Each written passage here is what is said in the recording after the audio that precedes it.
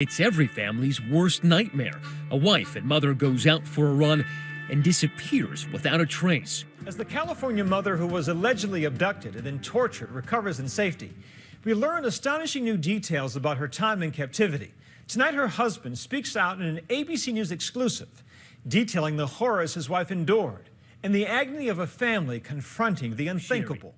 I would never wish this feeling upon anybody. It is taking its toll on me. You need to get here now. I knew she was taken. Hello, Sofa Squad, and welcome back to the damn sofa. That's the sofa, and that's little baby Sassy Roscoe, my sidekick, and my name's Paul. Whew, take a breather, y'all, because today the case we are talking about literally has my mouth ajar.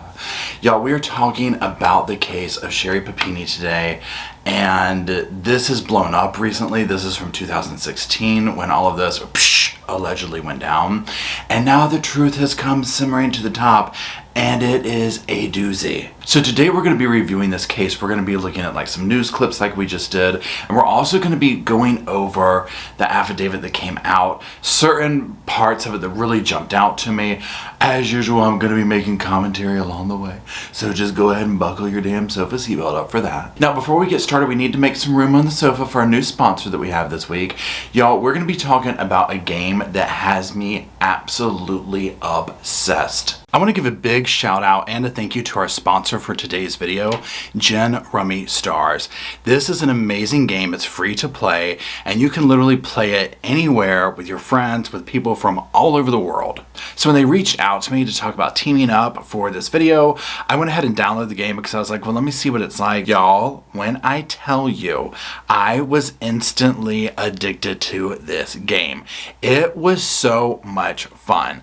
And for me personally, I don't know about y'all, but like I used to play card games with like my mom and my grandmother, and so this was just like a stroll down memory lane now, but I have been soaring through the levels. It was that easy to catch onto. Now what I'm going to do is I'm going to invite you to like look over my shoulder so you can watch me play some of it on my phone here. So this game is totally free to play for both iOS and Android. This game is so unique. Now for me personally, I did not ever think that I would be sitting here, number one, having fun playing this card game, but also at the same time really seeing like my brain activity, memory, sharpening my thinking skills, thinking on my feet, all that kind of stuff coming into play because it's both strategy and fun. Now also what's really cool with it is there's like so many different features on here, but also even in the little time that I've been playing it, they've already upgraded it and like added different features to it. So it keeps it fresh, it keeps it going. Okay, so let's talk a little bit about like how you play the game.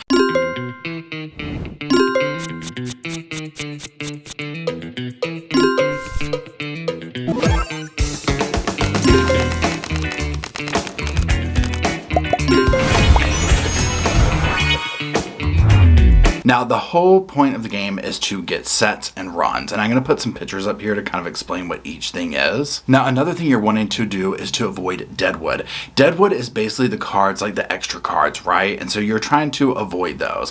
Obviously, the more sets and runs you have, the closer to Gen you get. The goal is to complete the highest number of sets and runs and get more points than your opponent. As you get to each different level, you get more opportunities for different games and other things and stuff for your avatar, which we'll talk about. So one of the things that I like is the Joker Gen.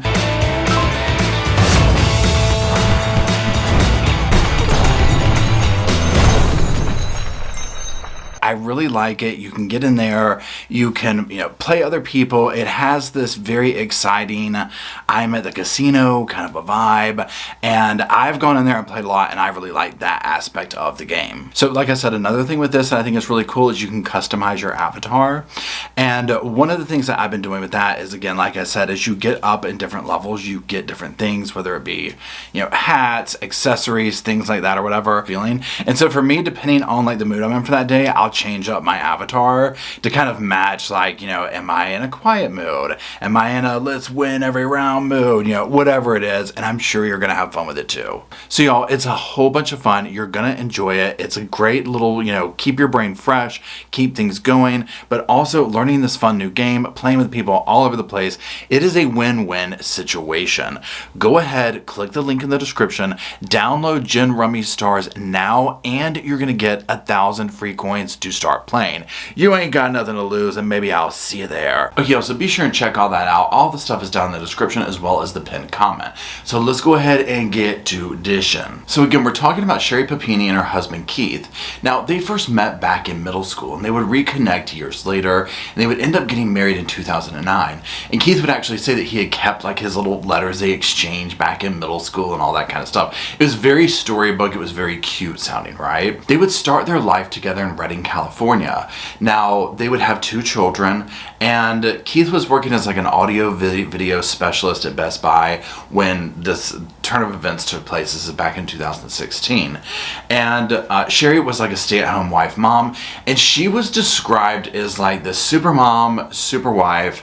You know, it was one of these things where if she was going to do blank, she not only did it, but did it, you know, times 1,000 kind of a thing.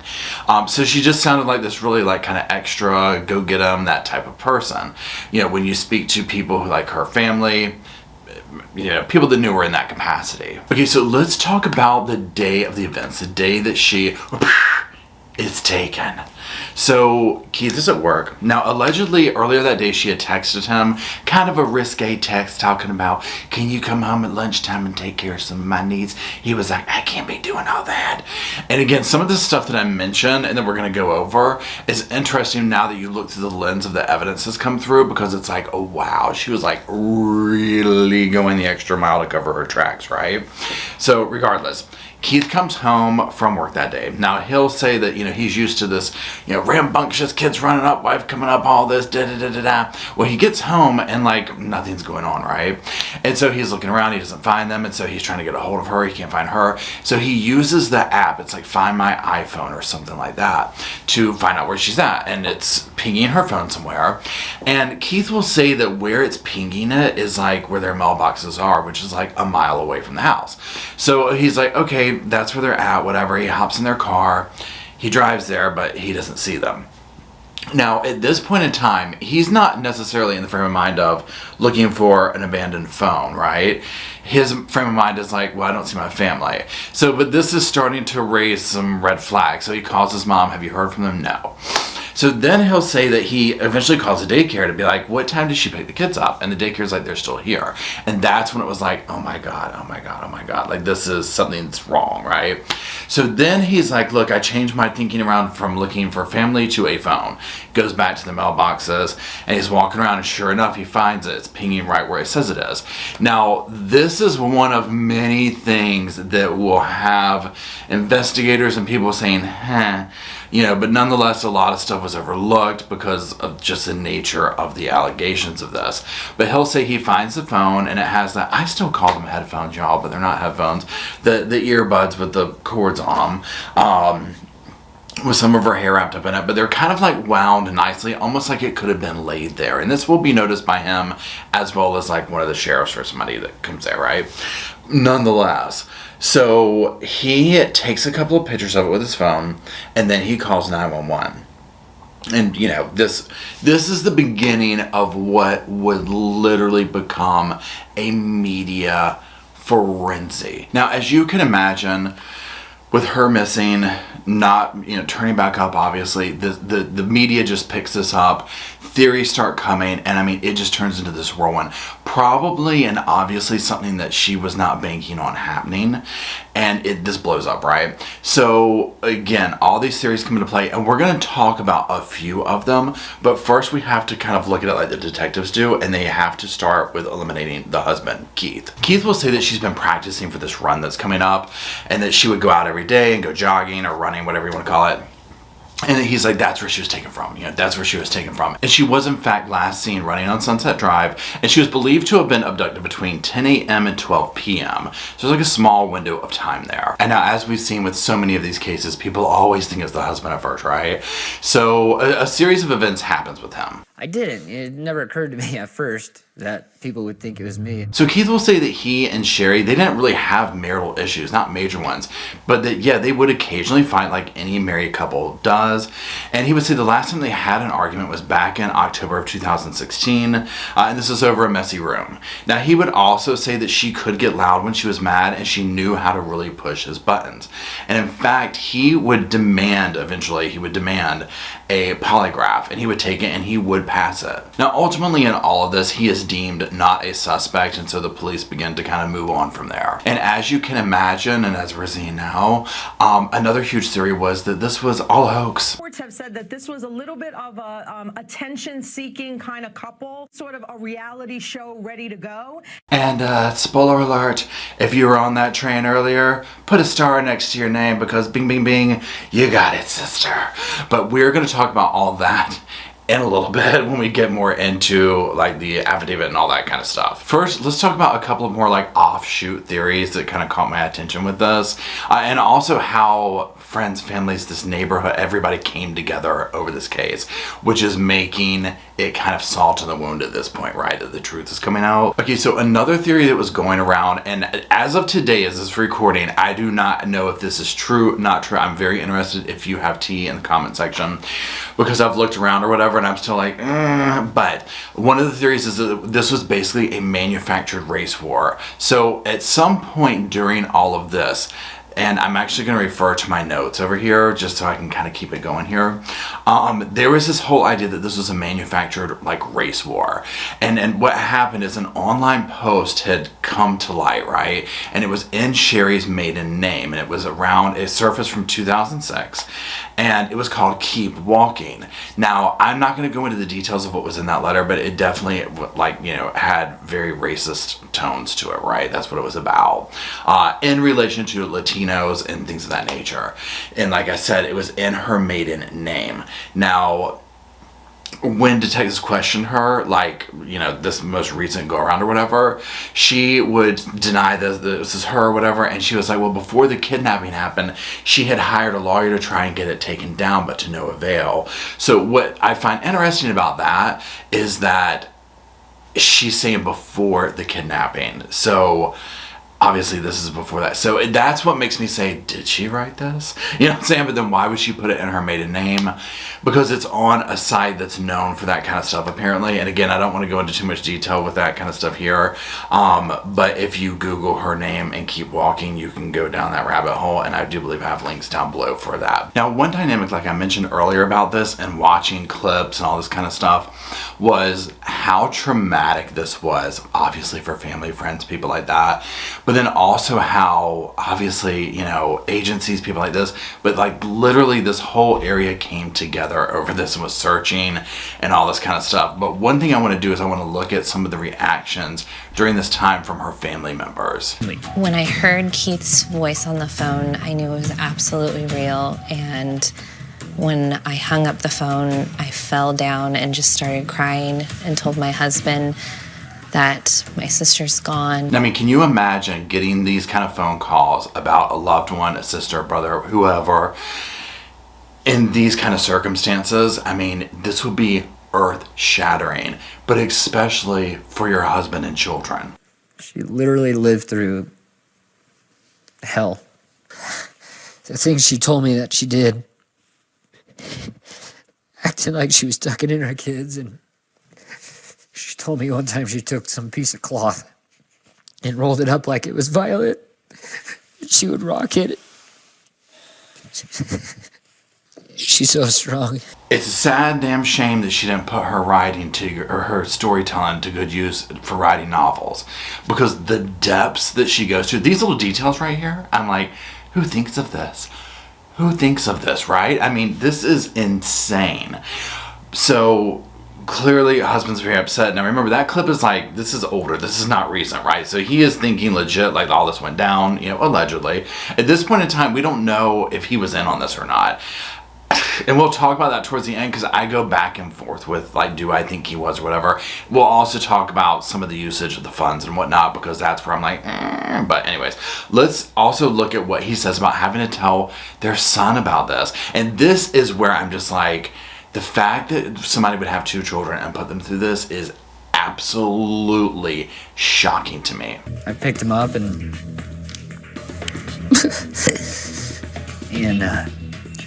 I told him I had something important to tell him, and he jumped he jumped up on the couch with me, and he knew something was up. And he said, "Dad, you can tell me anything."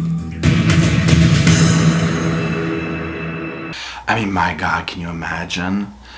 Just absolutely no way. So again, let's talk about the community ready. And so like neighbors, all these people, they all came together. They were doing searches. They were doing all this.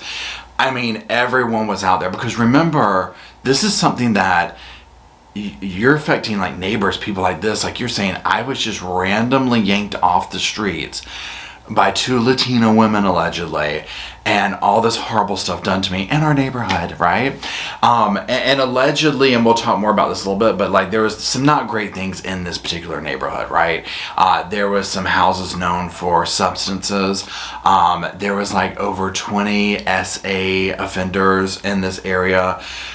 But again, all these leads and all that type of stuff never panned anything out. But one thing that ends up happening is somebody comes to them, or Keith or whatever, and it's basically like, look, we're going to set up a GoFundMe to help for searches, private investigators, stuff like this, right? So they set up a GoFundMe account, and it ends up getting like $49,000, okay? And I'm kind of just looking over my notes here. Remember, at this point, this is like a huge global story, okay? This is blown up. Now, talking about the GoFundMe is also going to bring us into one more little theory, if you will, one more little segue of this case. And what ended up happening at some point is a private or anonymous donor came forward who was basically like going to put up a huge amount of money. It was called like a reverse ransom almost, because remember, nobody ever asked for a ransom, but they were basically going to be like, look, we're going to offer this much money for any information, this kind of a thing, okay? And if I'm correct, and correct me in the comments here, I believe they ended up doing it twice, because like nothing really ever came from it. So when they present this idea, they're going to use essentially this third-party person, and this will bring even more drama, scandal to the entire situation. The guy's name is Cameron Gamble, and I'm just going to refer to my notes here real quick. He describes himself as a kidnap and ransom consultant and is connected to Bethel Church's missions, and says he's acting independently from law enforcement and family. Okay, so when he came in, and again, he was like the third party dude between like the situation and this major donor or whatever. So when he comes in, the sheriff, Tom Bocinco, is basically like, look, there's not enough information that we have yet to really be going down this rabbit hole of abduction and all this. And he's basically like, you're going to open up the family to all these scam artists, right? One thing to keep in mind in the beginning is that there was stuff like red flags going off with some authorities and whatnot. They would get sidelined with this and whatnot, because again, it's one of those things, one of those cases that's very touchy, because a lot of people immediately felt a certain way. And so when people started noticing some things, especially when she was returned, and some of her story was like, this is a very touchy subject, right? So for someone to come out and be like, she's lying, you know, maybe not that hardcore, but I mean, people came for these people, right? Anyways, so one thing that ended up happening was this Gamble dude, which I do think it's ironic that his last name is Gamble, is basically people were like, well, he's just using this to try and promote himself, essentially, you know, like a greedy thing.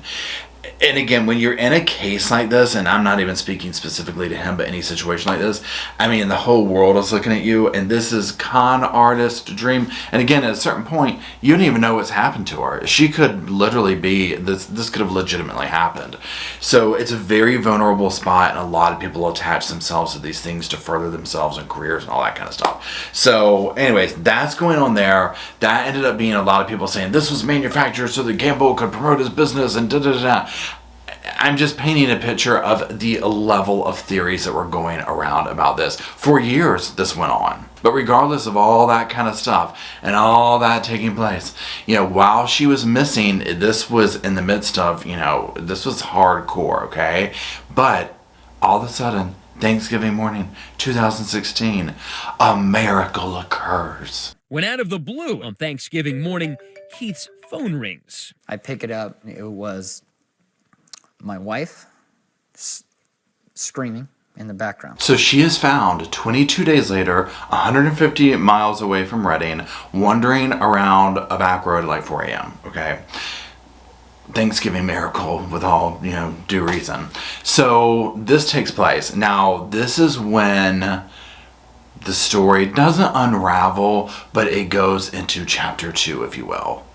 So one thing that will happen is she doesn't speak out publicly. And in fact, in the first interviews that she does, and we'll talk more about this when we go over the affidavit, she does not want to talk to the cops. She wants to talk to her husband. So a lot of this is like, via that. But just very quickly, what her story she is saying is that she was abducted by 2 Hispanic women. And in my opinion, she uses a lot of like stereotype tropes with that, which I'm sure sent off kind of like red flags. And then when you combine it with that alleged letter that she didn't write, post, whatever, anyways, you can see where some of these theories come from. But she's like, oh, they always had their faces covered. They always spoke Spanish. It was very convenient, if you will, right?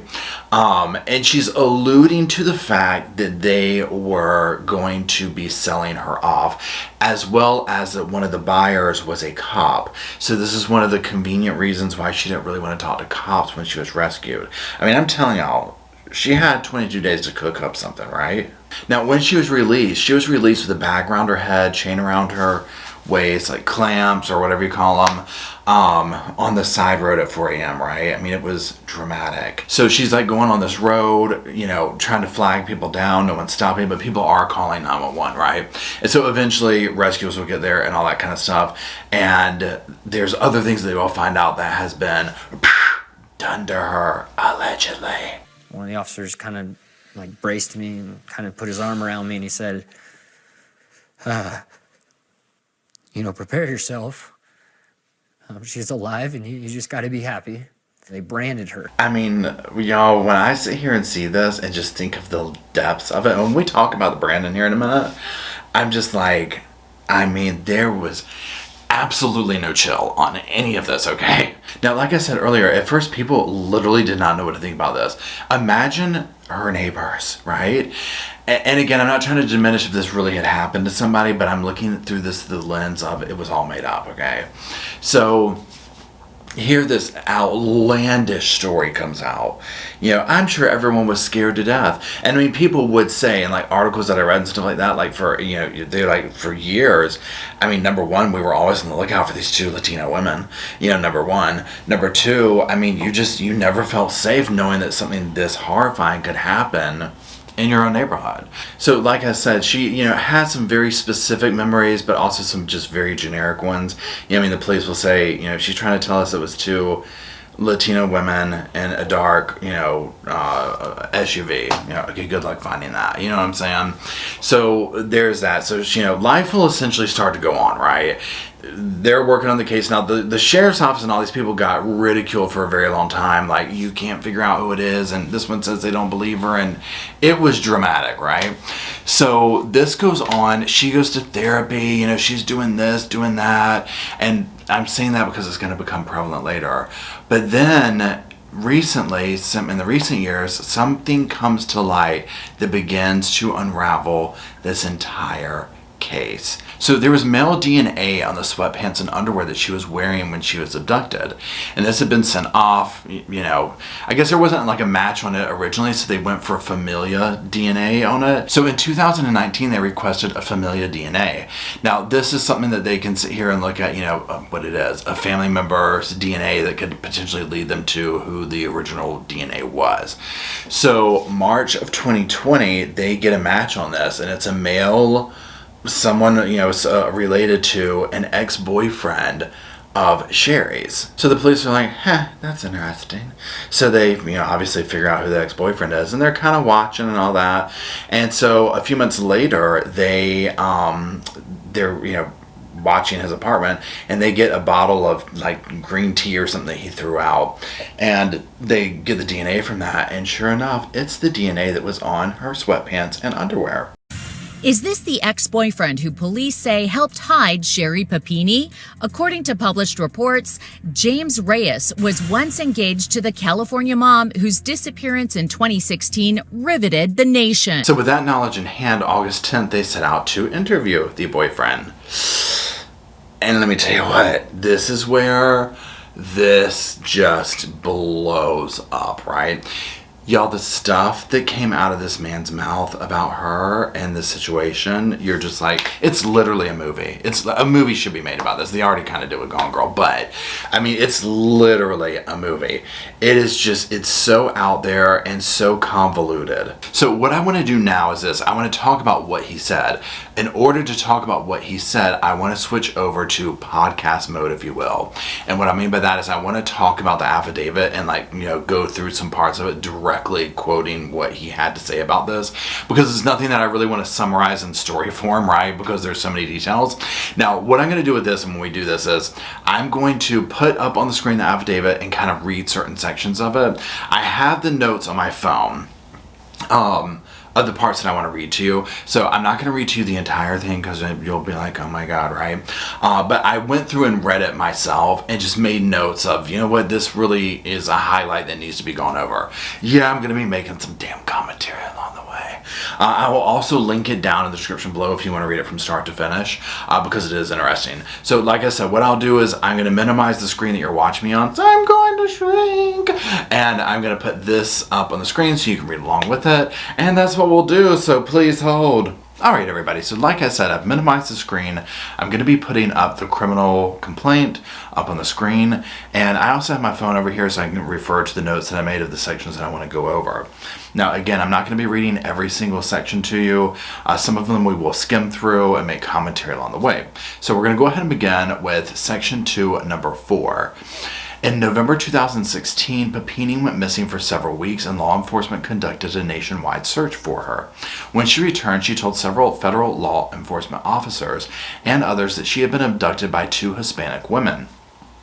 Papini also provided details of the alleged Hispanic women to an FBI sketch artist and sent text messages to FBI agents about instruments the Hispanic women used to inflict injuries on Papini.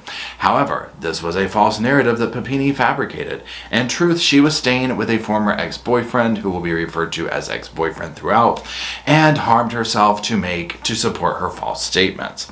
So this again is just the premise that it's setting up here, right? So this fake story about the 2 Hispanic women, she was staying with the ex-boyfriend, she was causing all this harm to herself. Now, here's where we're going to get into some of the stuff that, the evidence coming out, what he told them, so on and so forth. And this is just like a good kind of overview of what's to come. So the ex-boyfriend told investigators and ex-boyfriend told investigators that Papini stayed with him at his house during the dates of her disappearance, and that it was Papini who reached out to him and asked him to come pick her up in Redding. DNA evidence recovered from Papini's clothing she was wearing when she returned matched the ex-boyfriend's DNA. Phone records showed that Papini and ex-boyfriend were talking to one another as early as December 2015. So, I mean, this was going back, right? Ex-boyfriend told investigators that he and Papini used prepaid phones to talk to one another. This was corroborated through evidence of 2 prepaid cellular phones that were tied to the ex-boyfriend and would communicate with each other, one from Papini's location and the other from the ex-boyfriend's location. Historical cell site analysis and toll records of the prepaid phones indicated that ex-boyfriend traveled to Redding on or about the date of Papini's disappearance. Papini and ex-boyfriend exchanged text messages the morning Papini disappeared. They met together around the location where Papini was last seen, and Papini and ex-boyfriend traveled to Southern California together. Ex-boyfriend's cousin, who's referred to as cousin, told investigators that cousin saw Papini in ex-boyfriend's apartment on 2 different occasions, both times unrestrained. Ex-boyfriend also told investigators that approximately 3 weeks later, he had a friend rent a car for him, and then ex-boyfriend drove Papini back to North California, which was corroborated by car rental records and odometer reading on the rental car. Okay, so pause 1 second. I mean, just that right there, y'all. I'm like, case damn close. I mean, the evidence is insane against her, right?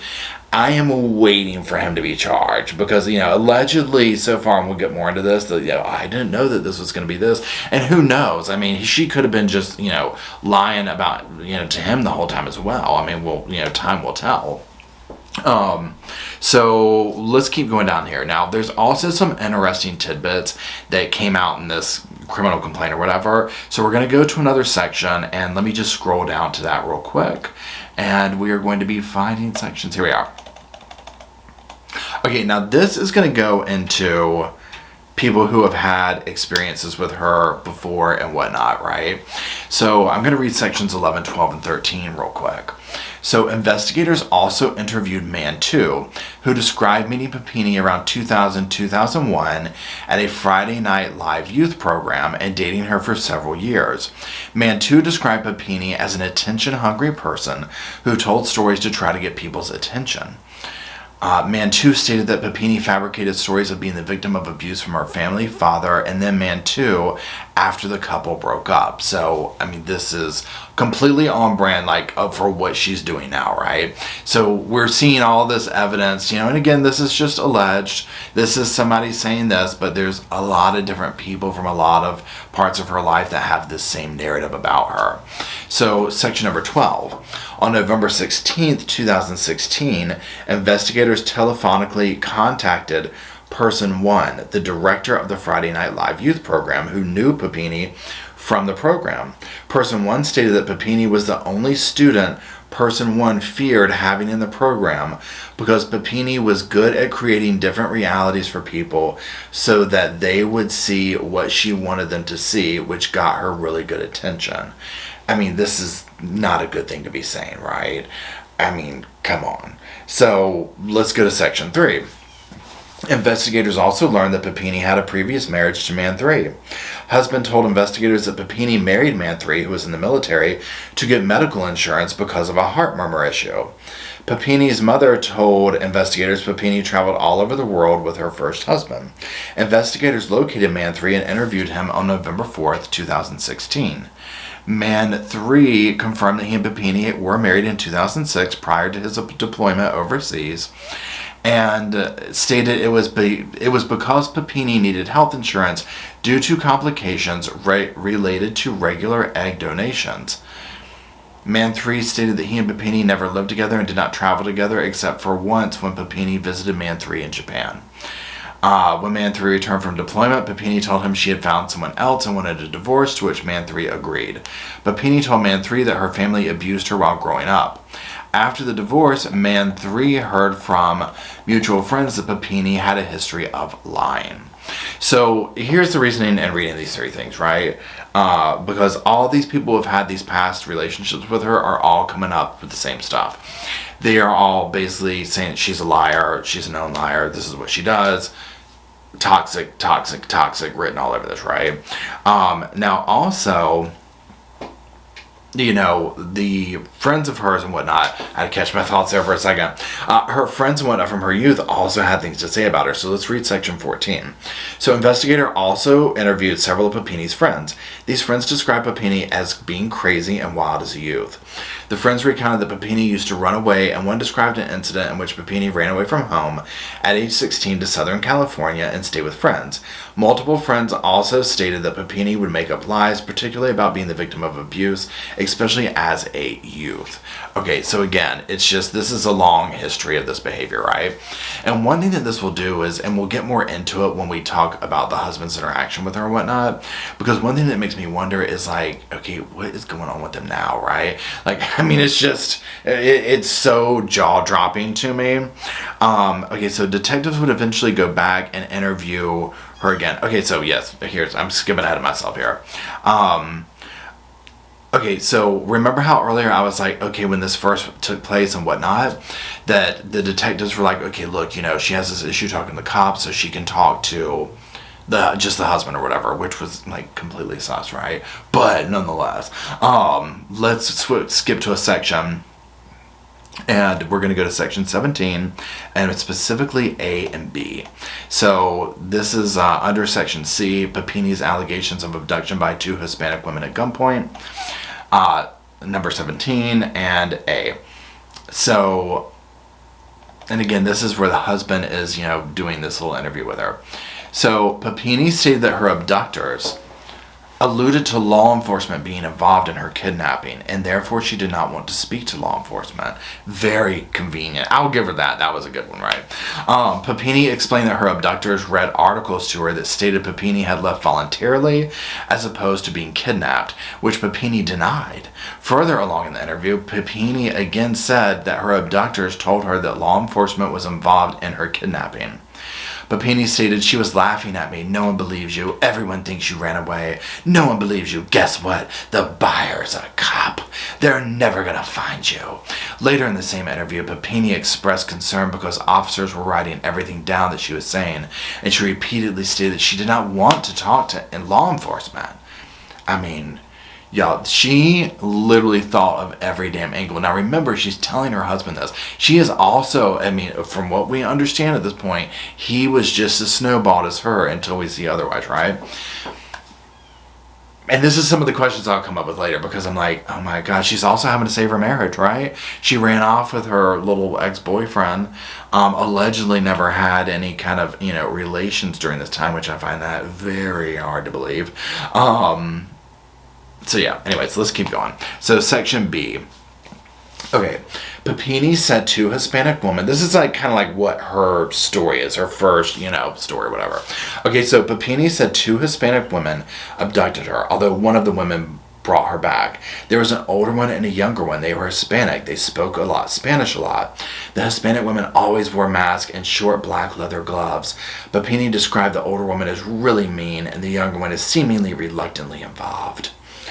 Papini described the younger abductor as smaller with curly long brown hair, who spoke more Spanish.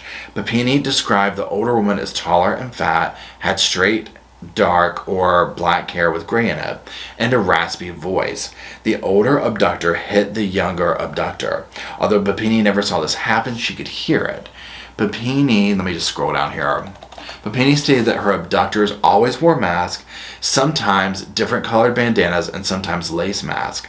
Papini had a hard time remembering many details about her abductors, including a description of the clothing they were wearing or the words on a hat one of them was wearing.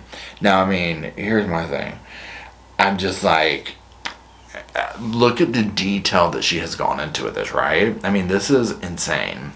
Now what I'm going to do from here, because I'm not going to, this is one of these things where I'm like not going to make you suffer through reading all of this stuff or listening to me go over it. But what we're going to do is we're just going to skim through some of this information until we get to the next thing. So she described the events that occurred at this time. A dark colored SUV containing the 2 Hispanic women first drove up, backed up when they saw her jogging on the road.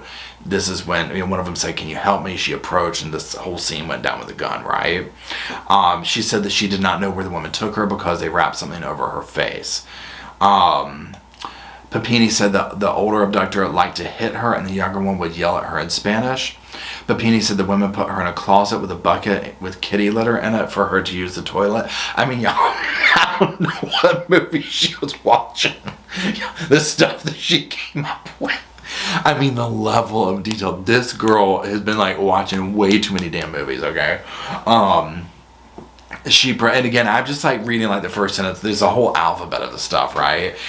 I definitely you'll rip through this complaint, right? I'm just reading like the first line off of each one just to paint a picture here.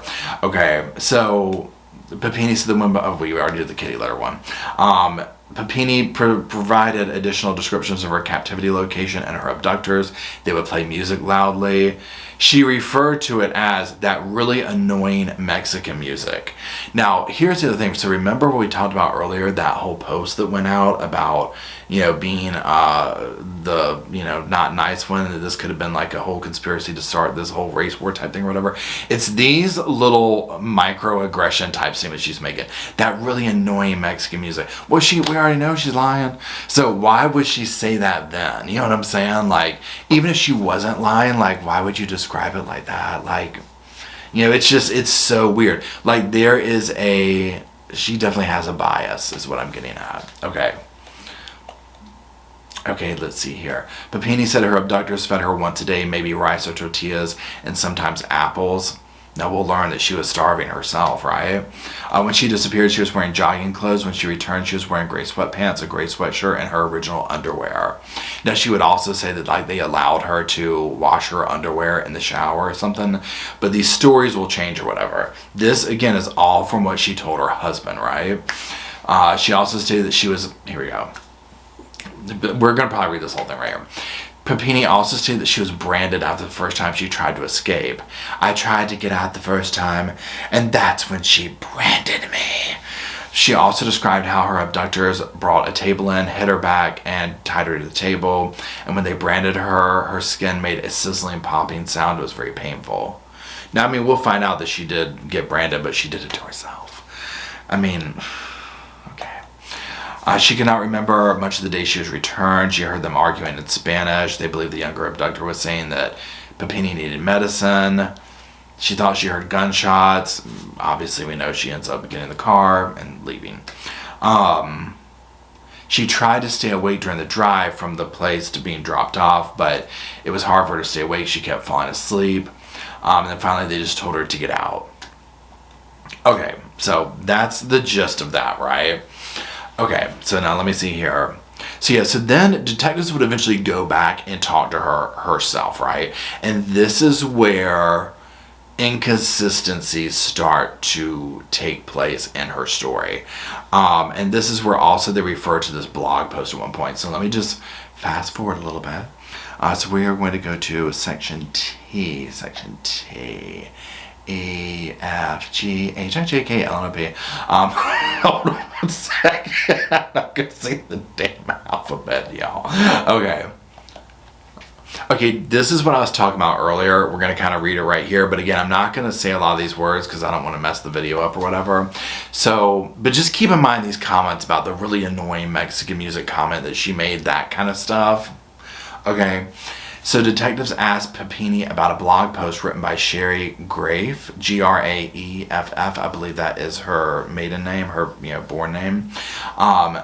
Many people in the Reading area speculated that she wrote the blog post, which was titled "Keep Walking."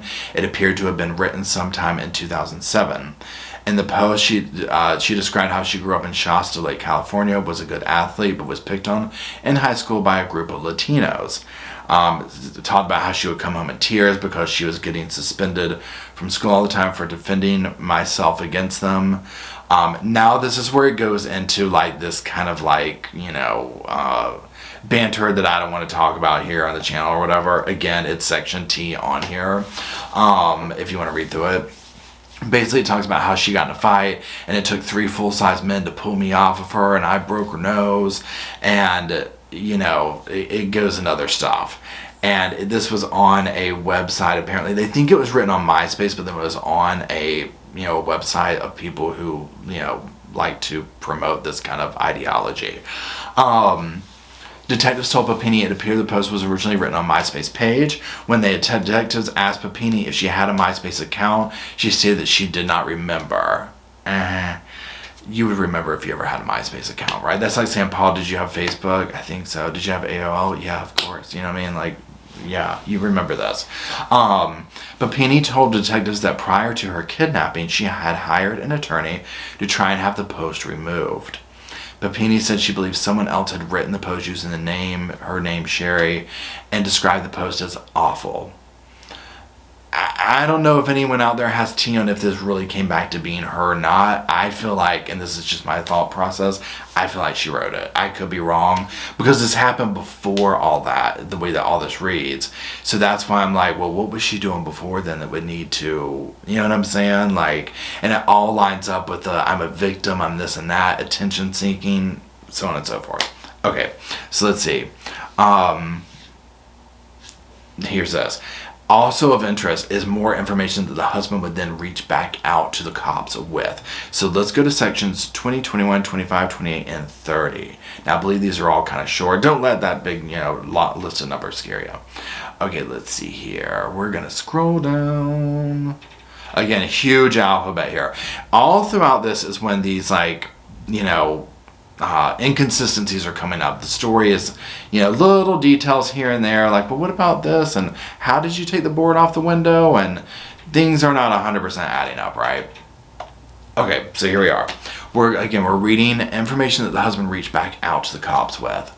And let me just scroll down just a little bit. Okay. On March 31st, 2017, a husband contacted the FBI and provided the following information.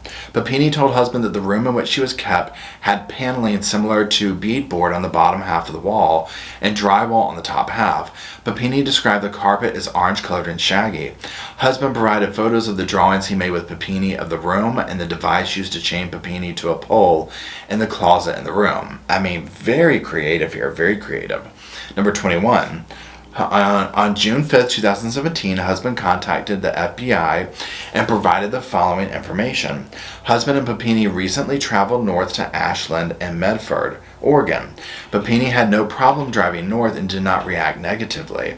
While in Oregon, they went to a Dick's Sporting Goods store. While in the gun section of the store, Papini was fine until she saw the display of revolvers. When Papini saw the revolvers, she shut down and got scared. Papini pointed at a black Ruger revolver and said, "That's what it looks like." Husband informed the agents that Papini wanted to sit down with a sketch artist. Husband stated... I'm sorry.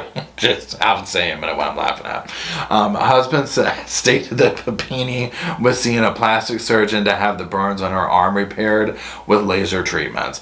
During one of the treatments, Papini smelled the burned hair from the laser and shut down, and the treatment had to be stopped. Okay, what I'm laughing at here, y'all, it's really, it's the absurdity of it. The level of attention seeking, because again, all this is made up, right?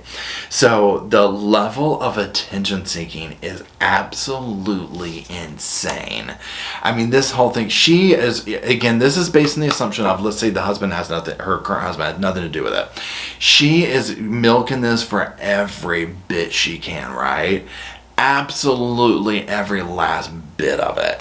I mean, and it just, she wants to sit down with a sketch artist if she's able to make it through the session, and I'm just like, what? But get a hobby. Get a hobby. I mean, my God. Anyways, so let's read section 25. Please hold. And now, y'all, I've got to open my Coca-Cola, and I'm trying to avoid doing it because I know it's going to make a noise, and I don't want to stop recording this. I'm going to try and muffle it. Y'all, just here it comes. There we go. All right, there we go. I'm sorry. Okay, 25. August 14th, 2017, a husband contacted FBI agents and provided the following information.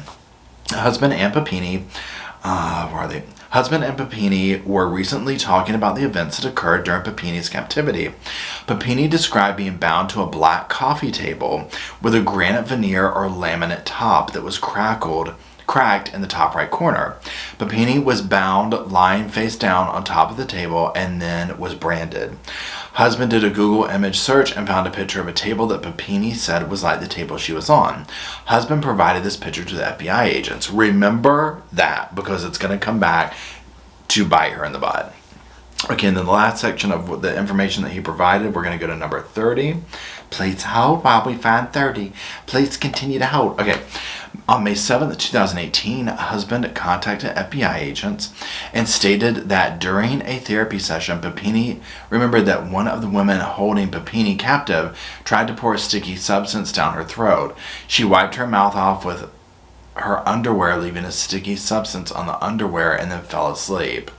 This one is very interesting because I'm like, what was she trying to accomplish through that, right? Like, what was she trying to say? And to me, she's making it sound like she was drugged. But again, the level of detail, I'm just like, my God, like, surely she's had to have written or should be out there writing books or something. Anyways, okay. So so what we're going to do now is we're going to read some parts about what took place when they discovered it was all a lie. Okay. So we're going to go to sections 34 and 36. And we'll look at the clip and the picture when she was coming out after she got bonded out recently. Holding her head in shame as she should. Okay. So 34. So on July 2020, the FBI special agents reviewed ex-boyfriend's brother's social media images and identified a table similar in appearance to the table Papini described to law enforcement in August 2017 as a table her abductors strapped her to and branded her on. Now here is my thing. You have got to be kidding me, right? If you are going to go to this depth of lying and have this level of creativity to it, why in God's name describe the stuff that was at these people's houses? Why would you do that? Because she's so damn cocky that she's not going to get caught. Has to be.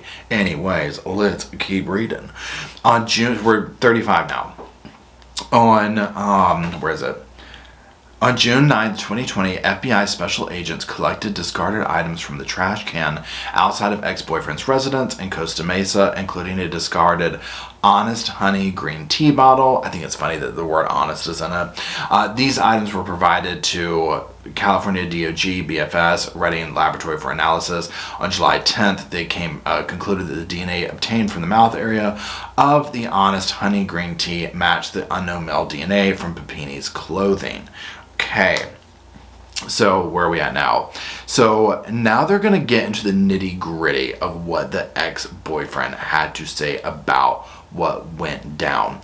So what we're going to do is we're going to read some parts of it and we're going to skim some parts of it because it does get very detailed and whatnot. So hold on one second because I'm going to have to switch the video over because we're about to run out on this one. And then we will keep going. So on the count of 3, 1, 2, 3. Okay, so now what we're going to do is we are going to read through the sections about what the boyfriend was saying and all this kind of stuff. So we're under number 36A. So the ex-boyfriend admitted to investigators that he helped Papini run away. The ex-boyfriend explained that Papini was a good friend and she had asked him for help. Papini told him that her husband was beating and R-ing her and she was trying to escape. Papini told ex-boyfriend that she had filed police reports, but they weren't doing anything to stop the abuse.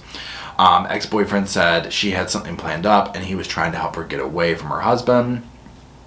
They had known each other. I'm kind of skimming through this part. They had known each other since they were 13 or 14. They had a long history together as friends. They had also had a romantic relationship and had previously been engaged. Okay. The ex-boyfriend told investigators that Papini reached out to him out of the blue. They hadn't spoken in a long time. She was married. She had kids. And he estimated, and sometime around 2015, he was cleaning his house. He came across like a box of items and photos and stuff, and he sent it off to her parents. And then called the parents to let them know that he sent it off. And he was speculating, maybe this is what caused her to start thinking about him or whatever. And so she got up with him. She, laid out the situation. She sent him some money to have when she was there. Okay. Now we're going to, so all of this is going into the amount of planning. Papini told him to get a prepaid phone to communicate with her. He initially could not recall how he knew where to pick her up. Later in the interview, he recalled that Papini sent him a care package that included the location. So there's that. Now, we're going to actually read this next section in full here. So this is about dropping her off or whatever. So ex-boyfriend asked a friend, person 3, we're in section D, to rent a car for him to use, but did not explain why he needed the car. On October 31st, 2016, person 3 rented a dark-colored Dodge Challenger for ex-boyfriend. Ex-boyfriend did not specify what kind of car person 3 should rent, but did not expect person 3 to rent a sports car. I think that's funny for some reason. Ex-boyfriend told investigators that on November 2nd, he got up early in the morning and drove the rented Dodge Challenger from Southern California to Redding, California. When ex-boyfriend got to Redding, he went to Trader Joe's and bought some stuff and ate breakfast. He stopped at a Starbucks and waited to hear from Papini about where he should drive to meet her. Ex-boyfriend believed Papini communicated with him on his prepaid phone using a prepaid phone she already had. Papini sent ex-boyfriend a text message detailing where she wanted him to pick her up. Ex-boyfriend recalled he picked Papini up on a street called Old Something, just outside of Redding. The ex-boyfriend described that he was driving that as he was driving up the road, Papini was walking down the road. He pulled up to her, opened up the passenger side door of the vehicle, and folded the front seat down so that she could get into the back seat. Papini was wearing athletic clothes when he picked her up. She had been jogging and was all sweaty. Papini got into the vehicle and laid down in the back seat, and he drove straight back to Southern California. They only stopped a few times, like for gas and coffee. She never got out from the back seat. She stayed the entire time. The ex-boyfriend and Papini did not talk much during the drive back to Costa Mesa. Ex-boyfriend recalled that Papini was worried about her kids and was having a hard time with that, but otherwise the ride was fairly quiet. She took a nap and slept for most of the drive. Let me just come down here. So she never left the residence. He would go out and pick up clothes for her to wear. And I'm just skipping through till we get to another one. He went to work. She stayed at the residence. He slept on the couch, allegedly. She had her own room there. She's particularly picked a room with less exposure. She cleaned the house, did stuff like that. Yada, yada, yada. The closet of the room the ex-boyfriend described as Papini's room looked very similar to the closet Papini described in her previous interview with law enforcement. So, again, she's just literally describing where she actually was, which blows my mind that she would do that. Okay, so let's talk about the injuries. Now, also before this, her hair was chopped off, and he said that she had chopped that off pretty soon into the trip. He came home from work one day and she had cut it off. I'm imagining she freaked out when she saw that her face was globally known at this point. Let's see. Ex-boyfriend. So we're at K now. We're going to read through this one. The ex-boyfriend knew about the injuries Papini had when she was discovered. Ex-boyfriend explained that Papini created the injuries while staying with him, including hitting herself to create bruises and burning herself on her arms. The ex-boyfriend said he helped create some of the injuries, although he never had laid his hands on her. For example, she told him, "Bank a puck off my leg." Hockey puck, he's a hockey player or something. So he shot a puck off her leg lightly. Ex-boyfriend did not help Papini burn her arm and said that was self-inflicted. "I didn't burn anything on her arm there." He did admit to investigators he was confused by her injuring herself and stated, "There's not too many people that come up and say, 'Hey, hurt me.'" And he said that he's never physical with women. He just doesn't do that. And she didn't start creating the injuries on herself until close to the time she was deciding to leave the ex-boyfriend and go back home. And that she had initially planned on staying with him for much longer. Now, here's about the branding, okay? So this, again, this is just, I'm like, why? Can you imagine? Can you imagine having invited this woman over to do this plan right here? I'm waiting for him to get charged. I can't imagine he's not, but we'll see. Okay, here we go. Okay. The ex-boyfriend described to investigators how Papini asked him to brand her. Papini told ex-boyfriend to purchase a wood-burning tool from Hobby Lobby. The nearest Hobby Lobby was in Huntington Beach, so ex-boyfriend drove to the Hobby Lobby in Huntington Beach and bought the tool. By this time, Papini was aware of the news stories about her disappearance and did not want people to see her. The ex-boyfriend clarified that he and Papini did not watch television because he did not have a television at the time. But Papini had a cell phone and used to read the news. Okay. Papini did not go with ex-boyfriend to Hobby Lobby because she never left the house during the time she stayed with him. He said that he used cash to purchase the wood-burning tool. The ex-boyfriend described the wood-burning tool as a small plug-in tool the size of an electric toothbrush. The letter snapped into the top of it, and the rod heated up like a soldering iron. Ex-boyfriend believed the letters were made of brass. When ex-boyfriend returned with the wood-burning tool, he and Papini sat on the floor next to an electrical outlet so they could plug the tool into the outlet. Ex-boyfriend sat behind Papini, and Papini pulled her shirt up so that ex-boyfriend could use the tool to make the brand. Papini told the ex-boyfriend the phrase that she wanted burned onto her skin. The ex-boyfriend couldn't remember the phrase, but it had meaning to Papini. The ex-boyfriend recalled that he branded Papini's right shoulder using the wood-burning tool. Ex-boyfriend recalled it was Papini's right shoulder because he was left-handed, and he used his right hand to hold Papini's right arm and rested his left hand on her back so as to hold the tool steady. He said that he was nervous and wanted to hold steady while doing the brand because the tool was so hot it glowed red. God, can you imagine? Ex-boyfriend also wanted to do a good job and make the brand straight, but knew it must be painful and did not want to hold the hot brand up Papini's skin for too long. Ex-boyfriend was worried the branded area would get infected, but Papini never really complained about the pain. Ex-boyfriend believed he purchased some burn cream for Papini to use on the brand and burn wounds. It was asked if she took her shirt off for the branding, and he explained that she did, but that she was not generally walking around naked. Although he knew about her breast implants and that she was having issues with them, the ex-boyfriend recalled that Papini asked him to put the brand on her within the first week she was with him. The ex-boyfriend had wanted to keep the wood-burning tool and thought he might use it to work on wood or something, but Papini told him to throw it away, and he did. Okay, so a couple of things about this. So first of all, my God, I mean, you're going to have yourself branded. This is where I go back and forth with people's different levels of involvement. So, he's having the story of they never did anything, intimately or whatever, but, oh, I knew, but she did take her shirt off for this, but she wasn't, going around, naked. Later on, he'll talk about how he thought that they might get back together eventually, and I'm just like, this person sounds like the type where if she had, a boob job done, she was going to want to show him 100%. I mean, she would love that attention, right? I can see her doing something like, I think I'm having issues with them. Will you inspect them? You know what I'm saying? Now, again, this is alleged. This is just me listening, reading between the lines here.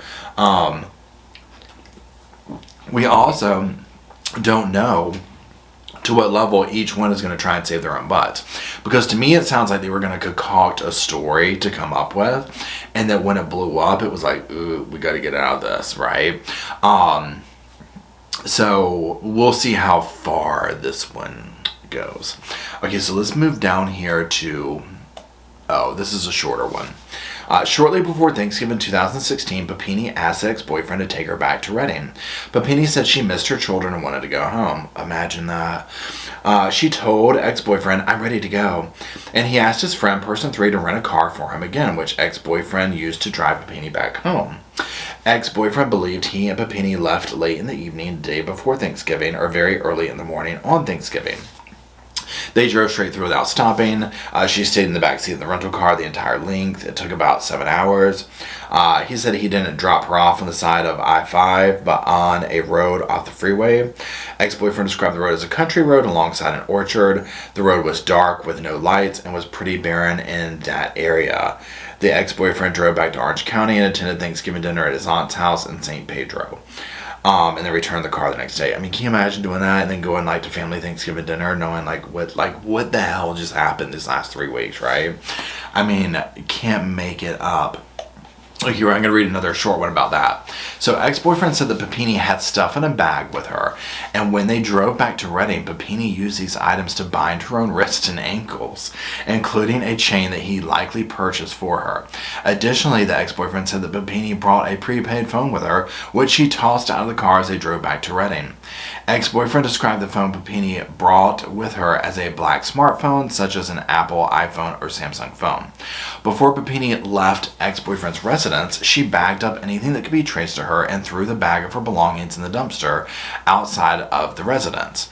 I mean, again, y'all, the pre-planning is shocking, okay? Shocking. Now, what we're going to do is we're going to read through some of the evidence that backs up his claims, right? And let's see, skim through the section starting at 37. So let's just find this. He described herself as, okay, so here it is. Independent evidence corroborating the ex-boyfriend's interview. This is section F, number 37. So again, these are very kind of quick. I'm just going to very quickly go through here. Telephone records, numerous telephone records, right? I mean, even the burner's phones didn't do them a damn bit of good, okay? The work schedules show time off on the days that he was traveling. They matched the dates that he drove there and whatnot. Rental car receipts show, corroborate the story. Rental car receipts show that person 3, as ex-boyfriend described in his interview, rented a white Mitsubishi Outlander. These all, again, just, they got the receipts. Okay, now this one's a good one. The table that Papini described being tied to when she was branded matched in appearance to a table in a Facebook post by the ex-boyfriend's brother, which was taken at the ex-boyfriend's residence. When investigators met with the ex-boyfriend in August 2020, the ex-boyfriend confirmed that he used to own such a coffee table. I mean, ouch, right? The room she described being held was similar in appearance to the bedroom of the ex-boyfriend's residence. The wood burning thing, according to records from Pinterest, she had pinned photographs of wood burning tools to a secret board or gift ideas. Let's see. Ex-boyfriend told investigators that Papini told him to purchase prepaid phones so they could talk, and he couldn't recall the numbers of the prepaid phones they used, and she threw her phone out of the vehicle's window. There's that. Toll record analysis identified the phone number, a prepaid phone, as being a phone number that contacted both ex-boyfriends and Papini's known phone numbers prior to her disappearance. Again, this just goes into more like AT&T records here. Let's see here. So, historical cellular site analysis. More of that. A lot, the pings, the stuff we see in all these kind of cases, right? They figured out these phones, they figured out the pings, they all match. It is very bad. It lines up with every little bit of his story. Let's see. Then they talked to his cousin. Let's see. On August 11, 2020, the detectives talked to the cousin. The cousin told them that approximately a week prior to Papini's disappearance, the ex-boyfriend told cousin that she was in an abusive relationship and law enforcement wasn't doing anything about it. So again, other people are involved here. There's that. Now, let's go down to you see all the red flags, right? All these red flags. So here's the thing. Remember all the money that was raised. Or no, hold on, I'm jumping ahead. Where are we? So we're going to read section G now. This is Papini's continued lies upon confrontation. And 49 B, C, and D. Okay, so we're going to read 49, and then we're going to read some of the things underneath here.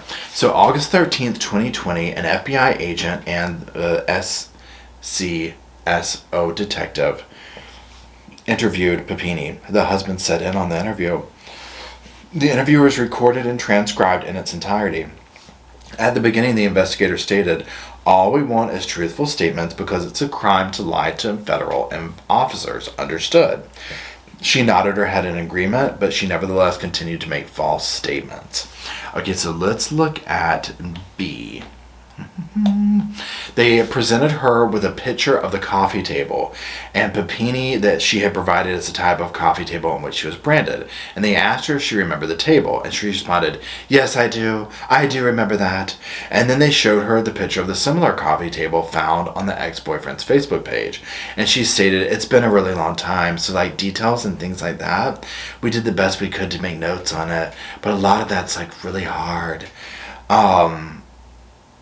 So that right there, I'm just like, oh girl, like I would love to have seen her face when they pulled that out, because you know she had to be like, oh my god, you know what I'm saying? Like, I mean, anybody would, right? Okay, so then they show her, we're going to read section C or skim through it. Investigators show her a series of photographs from the ex-boyfriend's residence, and she falsely denied it was the location that she was at when she was missing. They showed her a picture of the closet in the house with the pole through the shelving, and the picture that Papini drew of the closet with the pole in previous interviews with law enforcement. She responded, "It's a little bit different, but it's pretty, excuse my language, it's pretty effing similar, but it's different. It didn't look like that. It didn't look like that." They showed her a picture of the window in the room the ex-boyfriend described as her room, and she responded, "I feel like this wood paneling is too thick. I remember going all the way up to the window, is what I'm having trouble remembering." And then they showed her a picture of the bathroom from the ex-boyfriend's house, which matched the layout she had previously described to them. And she says, "I mean, this doesn't look like the bathroom to me, but the order is, yes, this is the type of order, but this is not what it looked like to me. There was tile in the tub. There was a crack." They showed her a photograph of the tile in the ex-boyfriend's bathroom where it was cracked. But Papini stated, "I don't know." I mean, and it goes on, and it's just, again, I would love to have seen her face when they pulled that out, because you know she had to be like, oh my god, you know what I'm saying? Like, I mean, anybody would, right? Okay, so then they show her a picture of the window in the room that ex-boyfriend described as her room, and she says, "I mean, this doesn't look like the bathroom to me, but the order is, yes, this is the type of order, but this is not what it looked like to me. There was tile in the tub. There was a crack." They showed her a photograph of the tile in the ex-boyfriend's bathroom where it was cracked. But Papini stated, "I don't know." And it goes on, and it's just, again, and I wonder if because with people like pathological liars like this, a lot of times it's like they think they can just keep lying to get out of it, right? And so you have to wonder, is that what she was doing? Oh my God, we don't know. Okay, what other sections in here don't read? D. Okay, so D. This is a short one. Investigators then explained that they were showing Papini the photographs of the house they had discovered she had been staying at, and they had spoken to the family who knew she was there, and she responded, "Oh my God." I bet she pretended to like fall out, like, I'm losing time. Investigators asked Papini if she wanted husband to stay in the room. After some thought, Papini asked if she and husband could talk, so the investigators left the room. My God, I would love to know what she said. Please hold. Can you imagine? So let's read the next section. When investigators came back into the interview room, they asked Papini if she wanted her husband in the room, but she would not answer. So investigators continued with the interview and said, "The only way to control things is for us to know." And she replied, "I know. I don't want you to find her. She's the reason that I get to see my children every day." And let me go back over here. Investigators responded, we agree, but we're not going to find her." And Papini stated, "I don't want her to get in trouble." Investigators then told Papini that the DNA evidence found on her clothing at the time of her reappearance belonged to ex-boyfriend, and that Papini was not abducted, but had asked the ex-boyfriend to pick her up. Papini responded, "No." But when investigators asked if that's not what happened, what did happen, she answered, "I don't know, but there's no way it was ex-boyfriend. There's no way. There's no way." They asked Papini why she was saying it was not the ex-boyfriend, and she replied, "Because he loves me. We were friends. There's no way."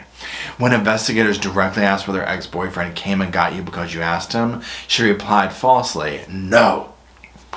When asked what was the last time she had contact with ex-boyfriend, she replied falsely that it was before her abduction. Papini was asked when she last saw the ex-boyfriend, and she replied, "I don't know, forever ago, when I lived in Southern California." Investigators are asked, "You are saying since you have been married you haven't called ex-boyfriend?" And she responded falsely, "No, I have not called ex-boyfriend." So she is caught with her hand in the damn cookie jar and is straight up just continuing to absolutely lie. Okay. Now let's keep going. So here's where the part where I was jumping to earlier. Remember earlier when I was talking about the crowdsourced money and all that type of stuff? Well, let's get into that part. Okay, so let's see. We're going to read section 50 and 53 in this. Okay, so here we go. On November 4th, 2016, a friend of husband's created a GoFundMe campaign called Help Find Sherri Papini. With the following stated purpose: please help us in raising money to bring Sherri home safe. All funds will go directly to the Papini family and will be used for search efforts to find Sherri to help bring her home safely. Every dollar counts as time is critical. Thanks. On the same date, in response to a donor's question as to how the funds would be used, a campaign update was made to the GoFundMe campaign stating, "Thank you to everyone who has donated so far today. The funds will be used in any means necessary for the family to find and bring Sherri home."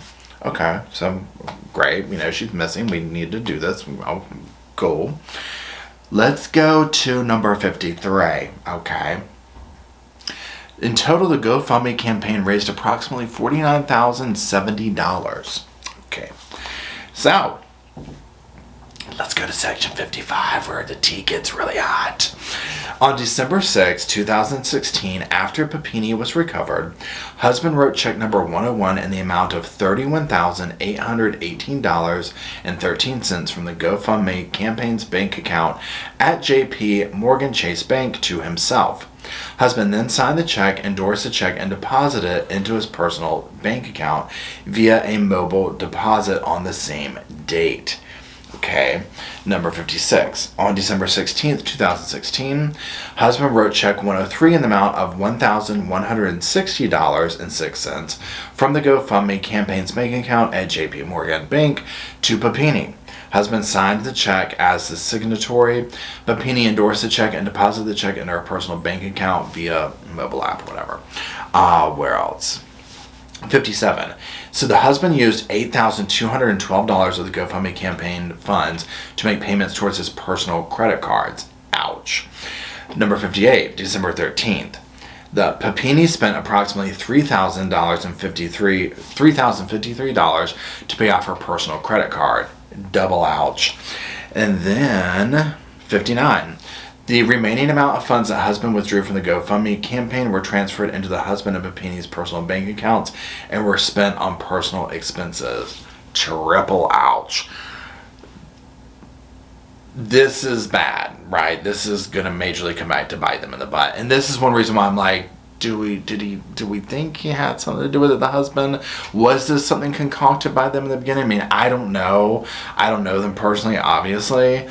He has not been named as a personal suspect, but this part where they so easily spent the money on credit card debt and stuff, they should have known that's not going to go over well, right?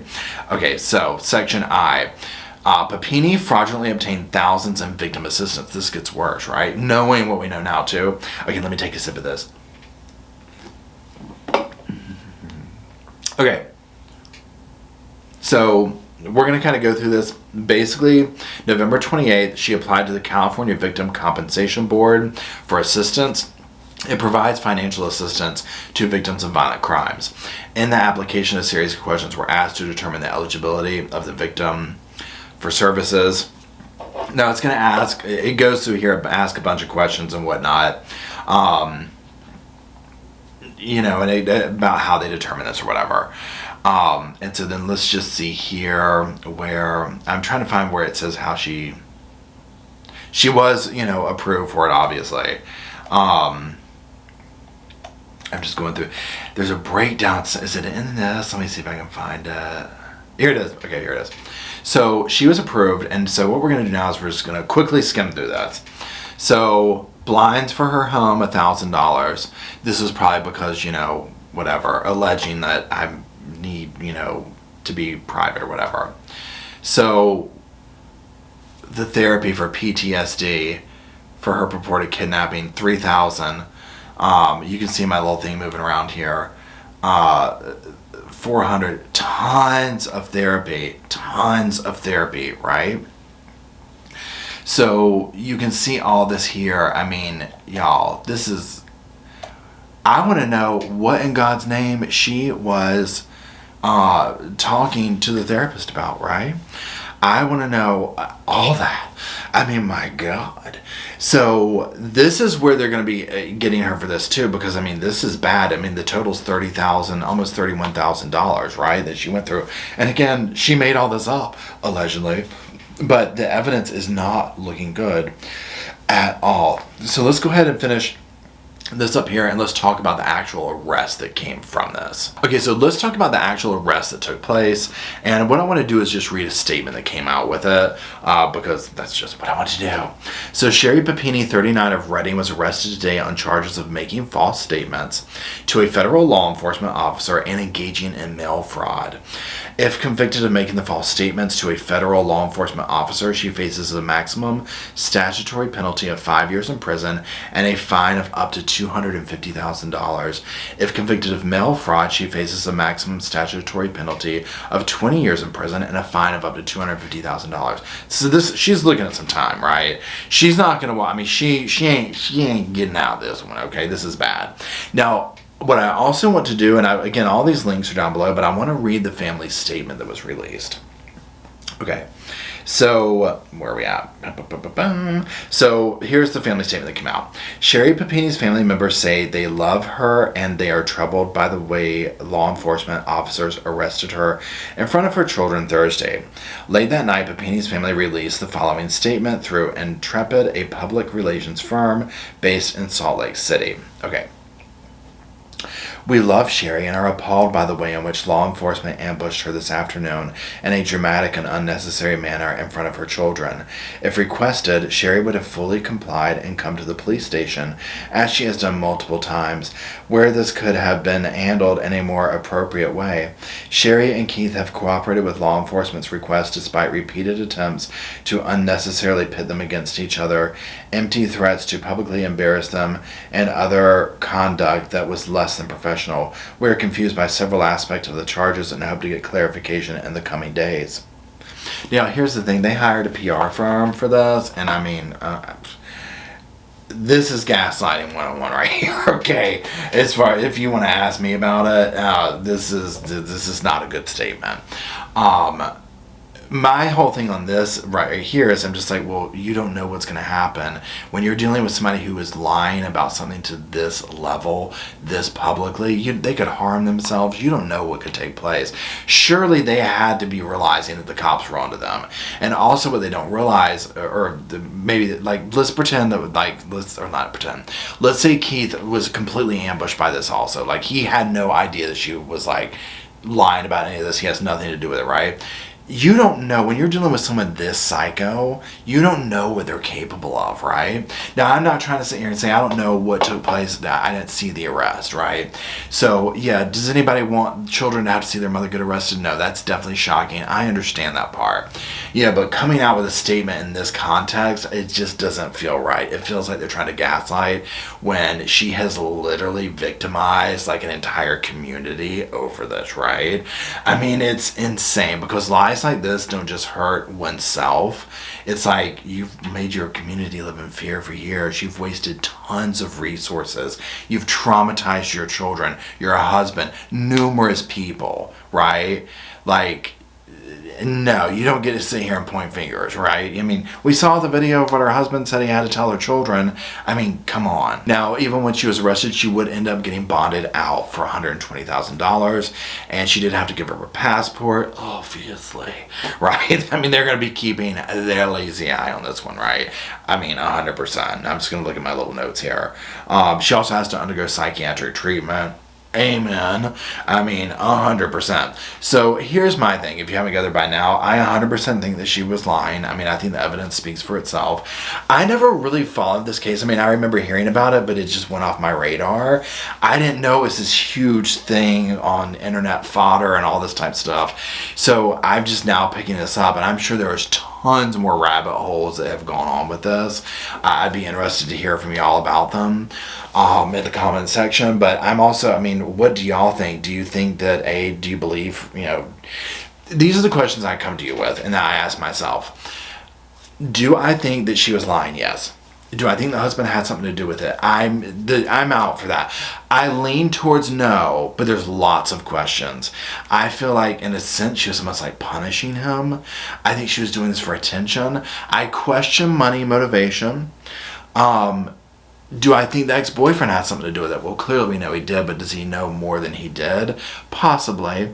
I find it very weird they weren't any way doing anything romantic.